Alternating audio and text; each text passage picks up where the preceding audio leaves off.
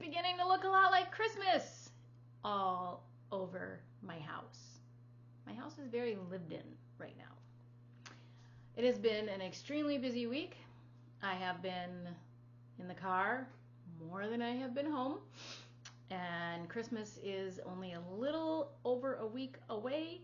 I was trying to get some more Christmas food videos done, or holiday food videos done, but some family obligations came first.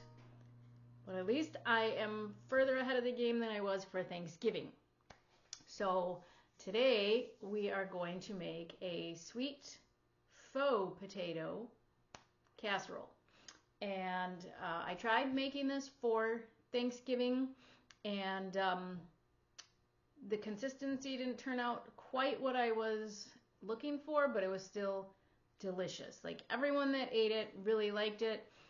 So I've tweaked the recipe a little bit to just give me the consistency that I was looking for, but still keep the same flavor.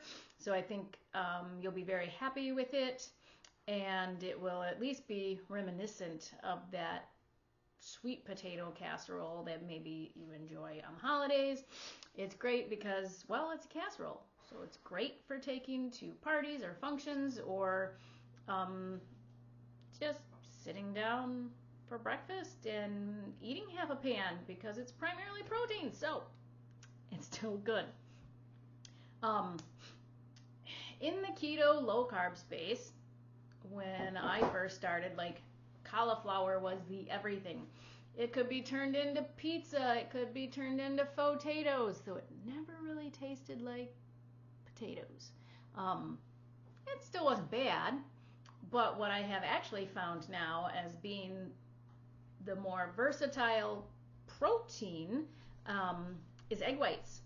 So you can turn egg whites into so many things, similar to what we did with cauliflower, but the best part is it won't give you gas.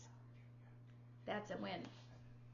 So what we're going to do is we're going to start off with melting between 1/4 of a stick of butter and a half a stick of butter. You have to have your reindeer antlers on to make this. Okay, it's optional. You don't have to do it. So we're going to melt some butter. We're going to take 3 cups of egg white. Now you can just separate your egg white from the yolks and just save the yolks for a different recipe. I'm lazy, so I like to get the liquid egg whites. Just make sure what you're getting is just egg whites, because some do add in, other things. Egg whites.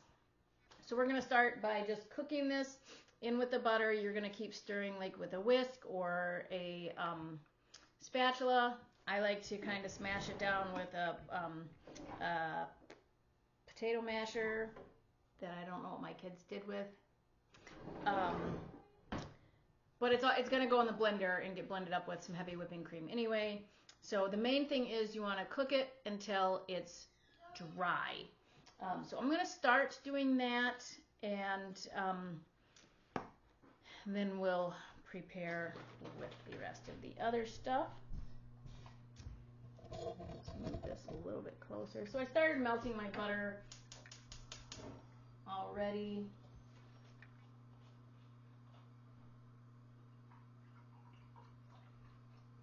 I'm going to do 3 cups of the egg whites. It doesn't have to be exact. That's the nice thing about this.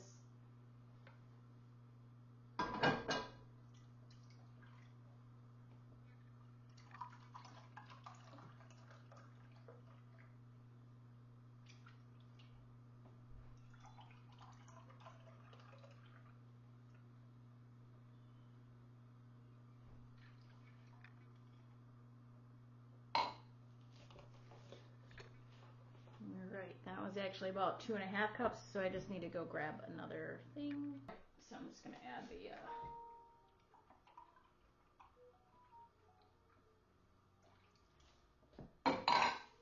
So this is going to start cooking.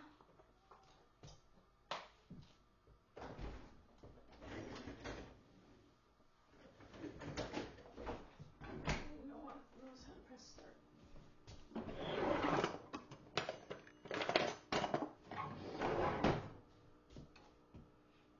want to keep stirring this around. You don't want the whites to get burnt. You don't want them to like brown.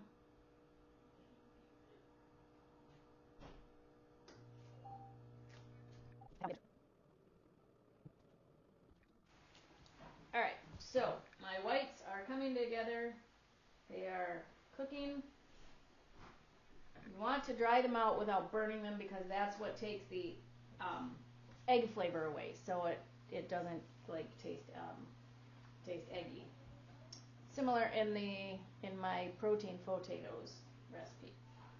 So I just like to smash these down because the smaller the pieces that they are, the more dried out that it can get.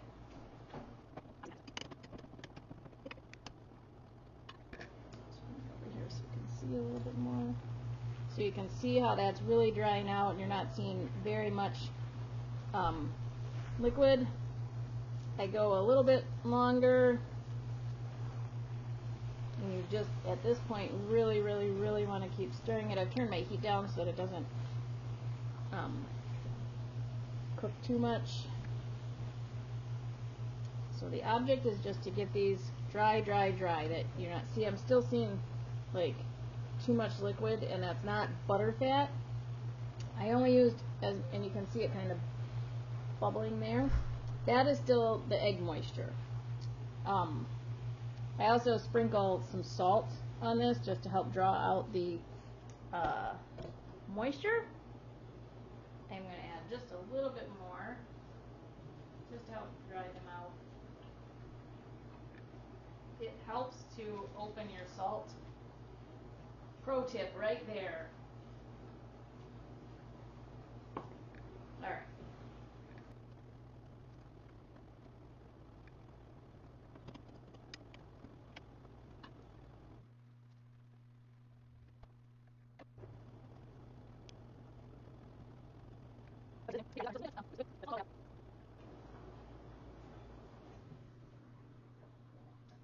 One of the keys is not to use too much butter. Use enough butter to keep the whites from sticking to the pan, but not so much that you're going to have a lot of liquid butter fat that takes forever to soak back into the eggs, because that will make this take a very long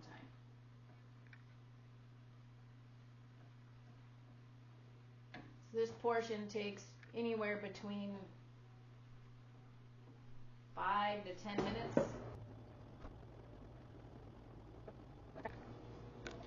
So when I press the eggs,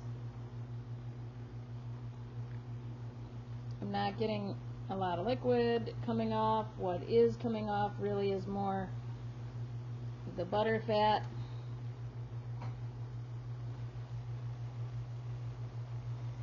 See, that's mostly like the butter fat. Like I said, the drier that you can get these, the better. So I'm going to cook them for about 4 more minutes and then we'll be good to go.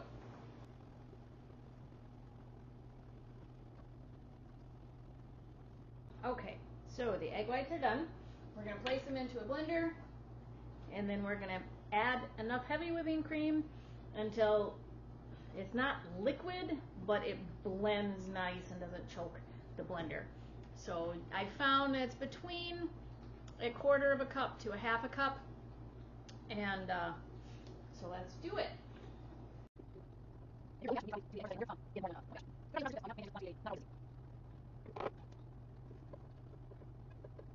All right, over to the blender.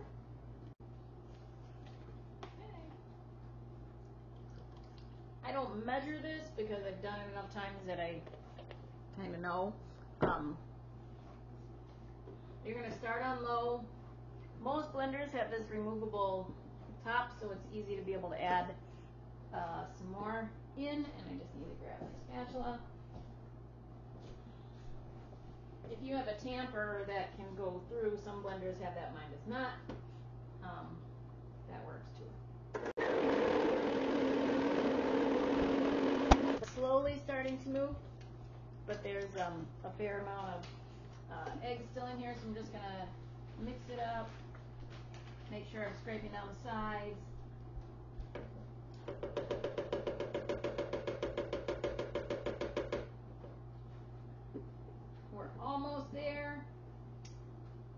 but I don't know if you can see, it still isn't quite the smooth consistency it needs to be.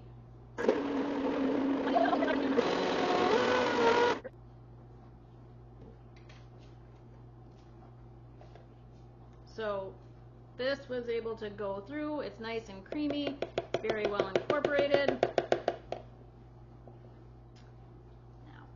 Now we get to start mixing ingredients together. All right, so we've got our eggs done. I have pre-measured all my ingredients and have them all set out, ready to go.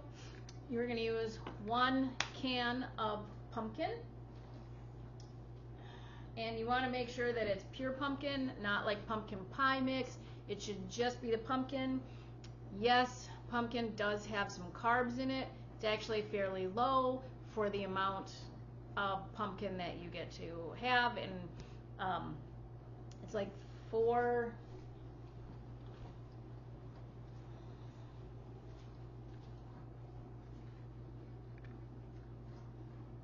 So it's 10 grams per half a cup, but we're adding more to this, so probably for half a cup it would be like 2 grams of carbohydrate, somewhere between 2 and 4, and because it's going to be so packed with protein from the eggs, a half a cup is going to be very filling.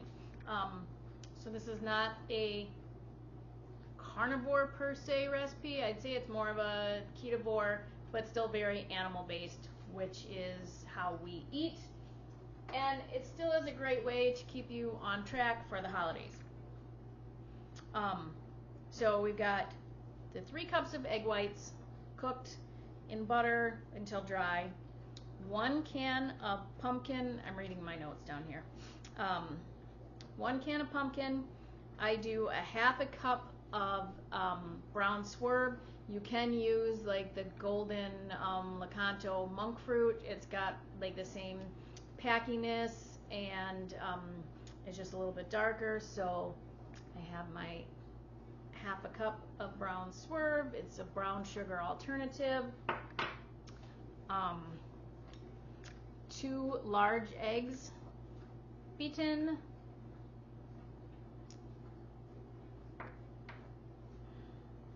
1 half a cup heavy whipping cream, and 2 teaspoons vanilla. I have the vanilla mixed in with the heavy whipping cream right there. Half a teaspoon of salt.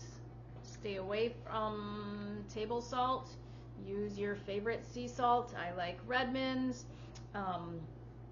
Celtic sea salt is fine. Himalayan sea salt is fine. Use your favorite quality salt. So half a teaspoon of that. You're going to do a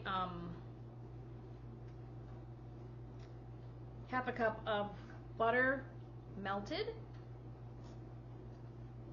the 2 teaspoons of vanilla extract, I already said that, 4 to 6 ounces of softened cream cheese, so I have that already in here, and with the pumpkin I have 4 ounces in here, 2 teaspoons of cinnamon, that's mixed in here, and a half a tablespoon of beef gelatin. You can use like Knox gelatin too.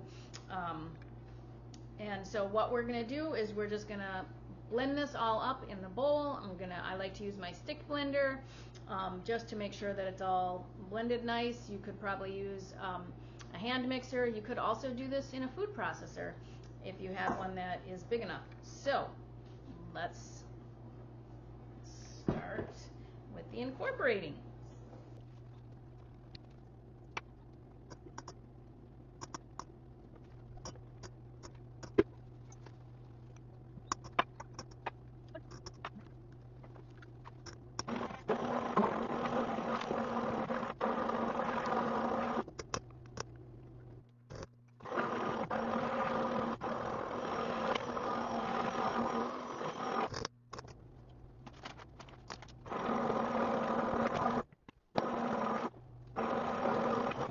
So now I did add a little bit more sweetener because I did taste it, and it still just tasted like it needed a little bit more, and a little more cinnamon and salt. Now I'm going to test it.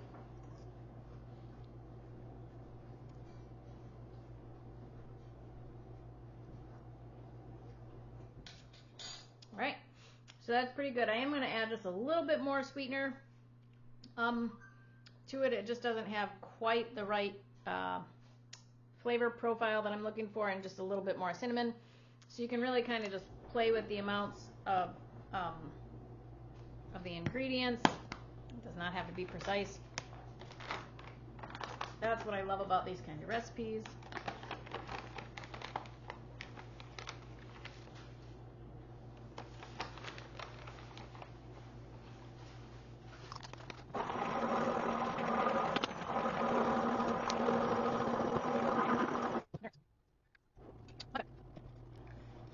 So in the end, I ended up using about 3/4 of a cup of sweetener and probably 3 teaspoons of cinnamon.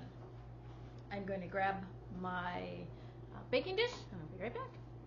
Okay, so I've got a 9x13 prepared baking dish, and we're just going to put the mixture right on in there.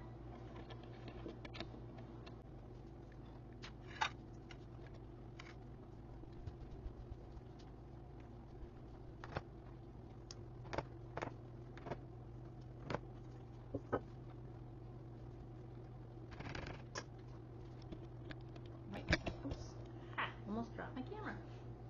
Next up, we're going to make the topping, and then we're going to bake this. So I just have to grab the stuff for the topping. I'll be right back.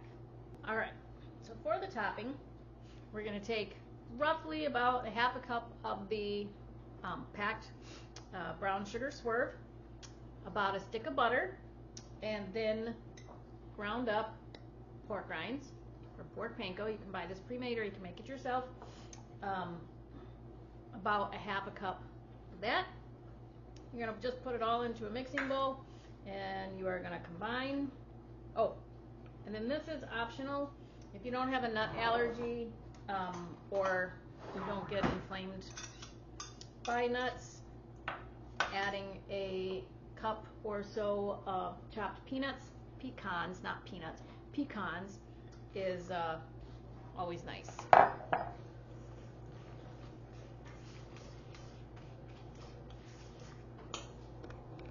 Going to crumble that up, or it's going to look like a crumble.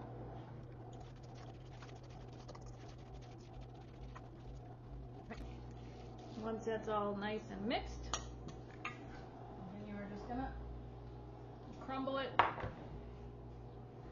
over your sweet potato.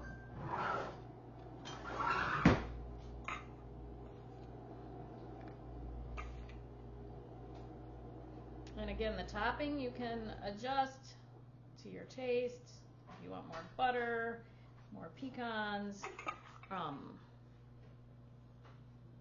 you just want to kind of try and get it spread around as best you can.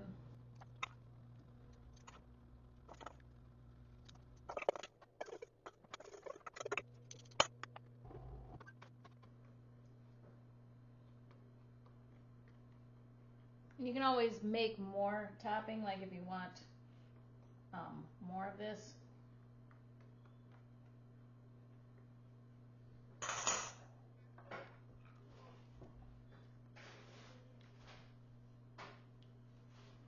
Which actually, I'm gonna do because I like the topping. So I'm gonna mix a little bit more butter and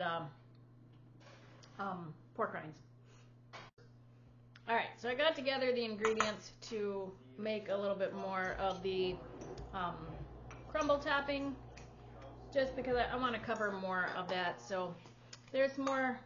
I put about another 1/4 cup or so of the pork rinds, another couple tablespoons of butter, another 1/4 cup or so of the pecans, and then about 3 tablespoons of the brown sugar swerve. Just going to mix that together again until it's real well mixed.